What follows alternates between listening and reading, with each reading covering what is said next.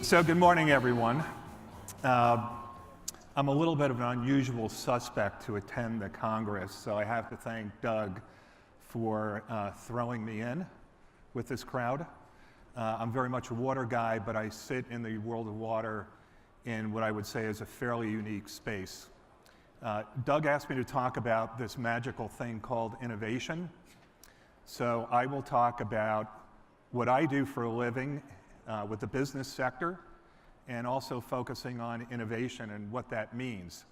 I'll talk a little bit about public sector innovation, but I don't pretend to be an expert in that piece of the puzzle. So the tree means a lot. So I do my work mostly for US and non-US multinationals that need water for their business. So you've heard no water, no beer. Well, it's no water, no anything, essentially. And you see leading companies increasingly focus on water as a critical resource to maintain business continuity and business growth. So they want to be on the right side of the tree, not the left. I also believe growth is critical to create abundance. We tend to talk about scarcity, the drought, perish the thought, but we don't talk about what we can do to ensure universal access to safe drinking water and water for economic development and business growth. And that's where I fit in the scheme of things. Doug also indulged me in showing this picture, and I use it allegedly as my background slide. Where did I start my career? I really just show it because this is when I was younger and thinner. That's me in the middle. So I started my career as a hydrogeologist, working for Garrity and Miller.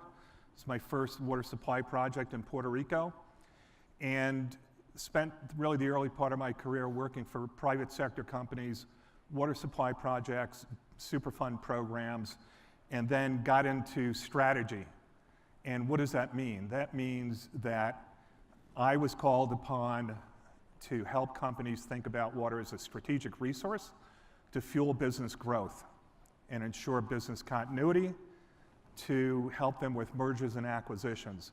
And the two books on the right sort of bracket my point of view on water as a critical business issue. I'm not sure how many people here are from the business sector. I'm willing to bet not many, but the sector is really, really important in this conversation about water supply and water demand scenarios. So why water? From a business perspective, this is pretty much it. And this is an estimate of what we will need with respect to water, energy, and food.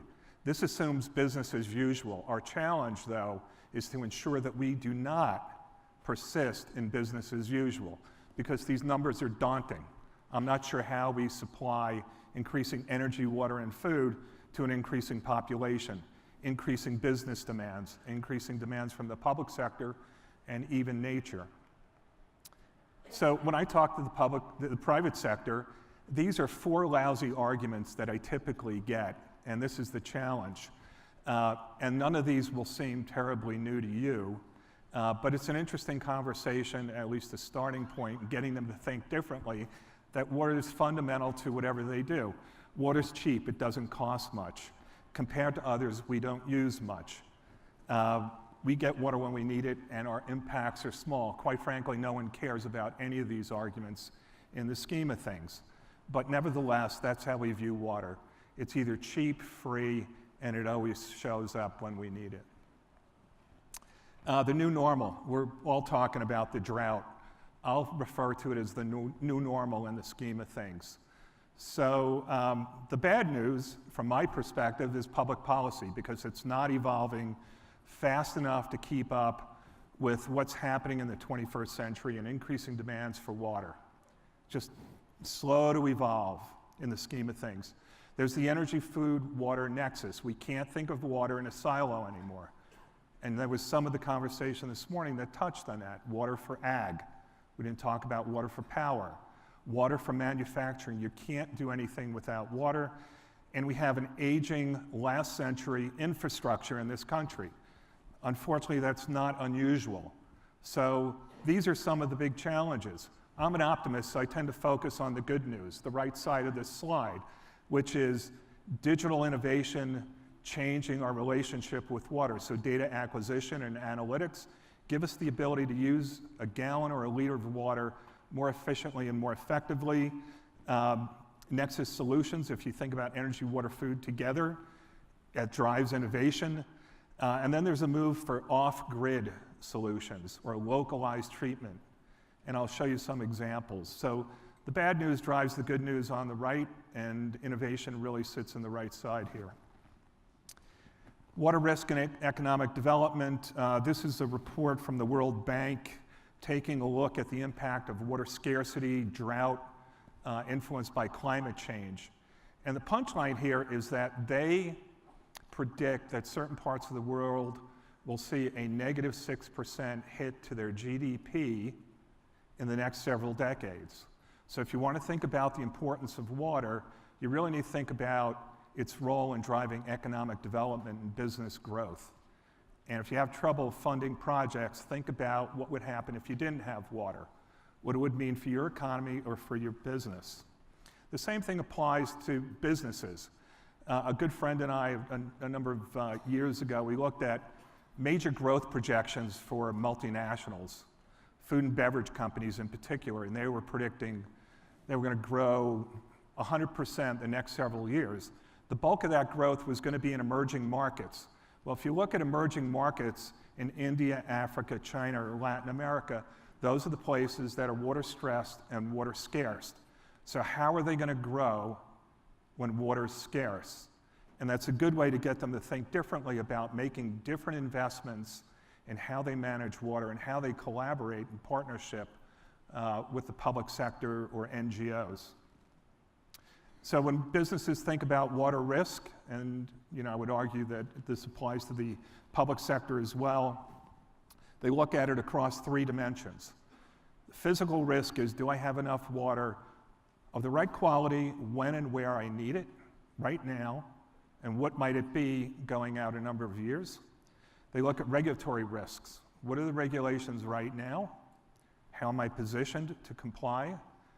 How might those regulations change in the next several decades?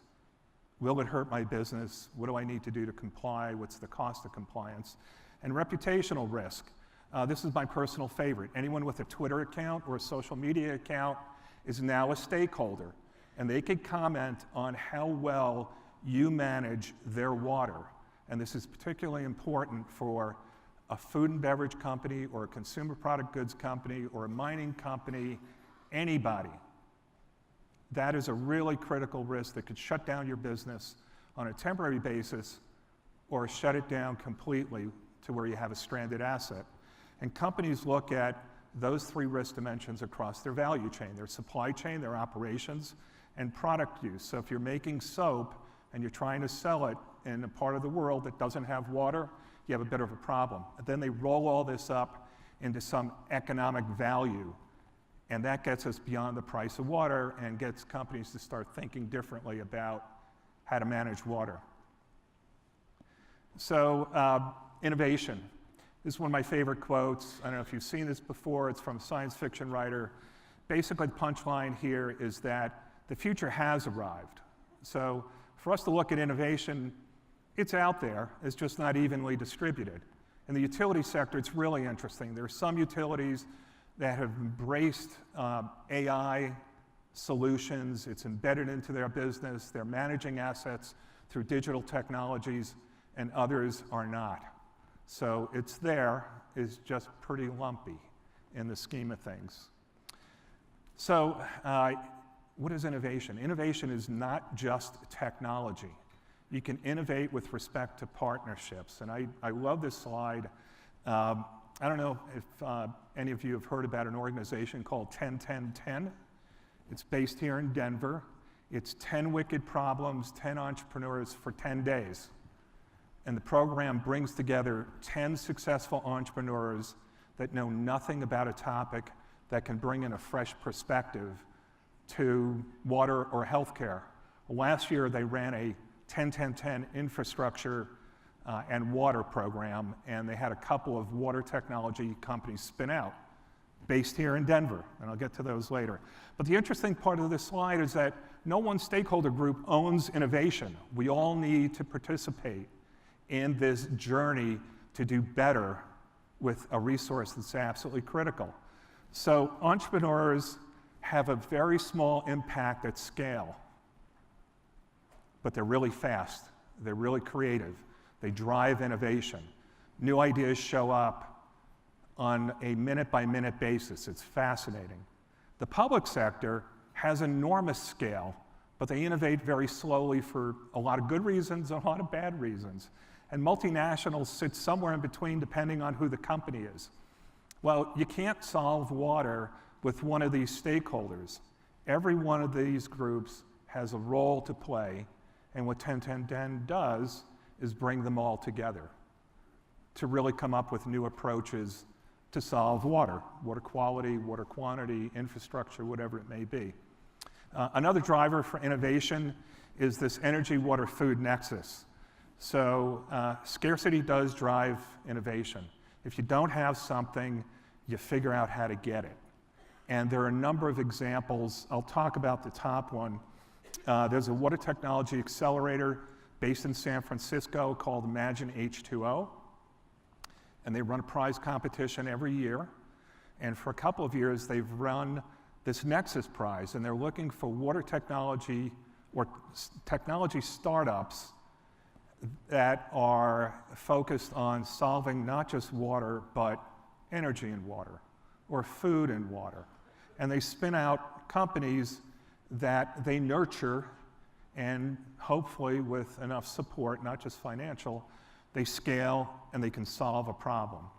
So prize competition is a big deal. I'll get into that a little bit later. There are examples of joint incentives between power and water utilities. Cross-industry, I think, is a really interesting example. This is EDF out of France that signed agreements with the ag sector to ensure that there was enough water for hydropower and enough water for food production. And then water funds, I'll get into SAB Miller. There's a little bit of an alcohol theme you'll see in terms of innovation here that I'll get to in a little while. So prize competitions. This is really powerful. So if you want to bring people in that are outside the water sector but are incentivized to come up with new solutions because they think with a blank sheet of paper, this is it. So last year, I'll talk about Imagine H2O first. Imagine H2O, that accelerator out of San Francisco, partnered with Blue Water, which has an RO technology system, but also has an investment fund and 11th Hour Racing, which is another investment fund. And they created this Urban Water Prize. And basically what they were doing was coming up and encouraging startups to basically pitch a bunch of judges, and the result would be they would get funding to scale their business and have a bigger impact in the world. And the results were rolled out at something called Stockholm World Water Week, which is a relatively large gathering of about 3,500 people across a number of different sectors that play in the world of water and come up with solutions. So the three winners were Drinkwell, which is an innovative water ATM payment system. In India, Spout, that came out of 10-10-10, won, and it's real-time lead testing at the tap. They're based here in Denver. Worth taking a look at. And Smarterra is a water treatment technology company using AI. So companies that have great ideas but need funds, and they need people like you to help them grow. Innovative partnerships, and I'll get to technology in a few minutes. These are my two favorites. These are sort of unusual constructs. The Nature Conservancy, TNC, and Techstars out of Boulder, they have a partnership. And this partnership is based in Rhino. So again, homegrown innovation. If you want to see what innovation looks like, look at what TNC is doing with Techstars. And this past cohort of startup companies spun out a couple of water tech startup companies that are really doing some interesting things at the watershed level. AB InBev last year, 2 years ago, bought SAB Miller, the beer company. They're now the largest beer company in the world. They started ZX Ventures, which is their venture fund, to look at innovative sustainability startups that can solve their business problems, but environmental and social problems. And they had their first cohort. And it's really exciting. So what they're delivering is not just a big check, but a lot of talent that comes from being the largest beer company in the world and being a venture fund. Spout was part of that also. So you're seeing a pattern. You win a prize, you move to another opportunity, and you start to scale. Brand value creation. I bring this up because this is really important. If you want to engage the private sector in investing in water in some way, shape, or form, tie it to brand value, because they're all about selling stuff, some stuff that we actually like. So for example, AB InBev owns Stella Artois. They have a partnership with water.org. So every sale of Stella provides funding for water.org. Again, so it's this public NGO partnership to solve a complex water problem. Absolute Elix, I like a lot. I'm more of a vodka drinker than beer. So Absolute Elix is the premium vodka brand for Absolute. They have a partnership with Water for People that's based here in Denver, and for every bottle that they sell, a percentage of the profit goes for Water for People. And if you talk to Absolute Elix salespeople, business development people, they love this. They're creating brand equity, love for the brand, and they're funding a good cause. There's also funding and financing innovation. Just very briefly, there's new business models like Banyan Water, Water as a Service. Fathom provides back office services on the cloud for utilities. And then OECD and the University of Oxford are looking at something called blended finance, so high risk, low risk finance to tackle infrastructure investments. And this morning we were talking about, well, great state water plan, who pays, how do we pay? Well, you're starting to see public-private partnerships, but also innovative approaches to blended finance. Digital technology innovation, now I'll get into what I think everyone thinks is innovation. So World Economic Forum, you know, it's that great gathering in Davos, Switzerland that everyone gets to go to. And they talk about big world issues like water risk and health and climate change and so on. But they're reporting and talking about, and they have a platform on the digital revolution. So basically how digital technologies are changing everything, changing ag, changing manufacturing, and changing water. So there's one on the fourth industrial revolution and water. So it's how digital technologies, the ability to acquire and analyze and report water data and information on a real-time basis is changing our relationship with water. And these are just some companies that are playing in that digital water space, whether it's using satellite data to predict floods or improved utility asset management like Valor Water, whatever it may be. So the digital revolution is big, it's not going away, it's lumpy in terms of adoption, but it's changing water. New sources of water and localized treatment. I'm a huge fan of air moisture capture technology, so taking air moisture, capturing it, and delivering it either to an individual home or through an array to a school, an office building, whatever it may be. We were talking about building more reservoirs this morning. Well, you know, the menu's a little bit different now. Not comparing the two scales, but in terms of getting different supplies, air moisture capture is showing up and it's viable. The company on the right is Organica. It's natural treatment solutions that are localized. So instead of big, expensive, centralized water treatment systems, you now have another menu option. Again, it's not going to replace it, but it gives people a different choice. Okay, public sector innovation. I need to apologize. So this is my title slide. I've got the state of Colorado, but I'm going to talk about California, so don't throw me out. But anyway, public sector innovation, a few things that I find interesting. Again, I am a bit of a bystander. I pay more attention to how the public sector intersects with the private sector. Colorado River, a fairly important day today. I think about what is the economic value of the Colorado to the businesses that depend upon it, not just the public sector, but businesses that operate within the basin. And it's terribly important. And if there's no water, they're not doing anything, period. Or if there's less water, they're not growing their business. So that's how I come out this. California Open Data and Transparency Act, I would put this under that digital revolution. So the state of California has tens of agencies that manage water data. Historically, they've never connected to each other. The data was not readily available. I couldn't go in and readily understand what was going on across all of these state agencies. So this act mandates that all the agencies will have the ability to roll up their data and provide it to a stakeholder who wants to know how much is on the supply side, how much is on the demand side.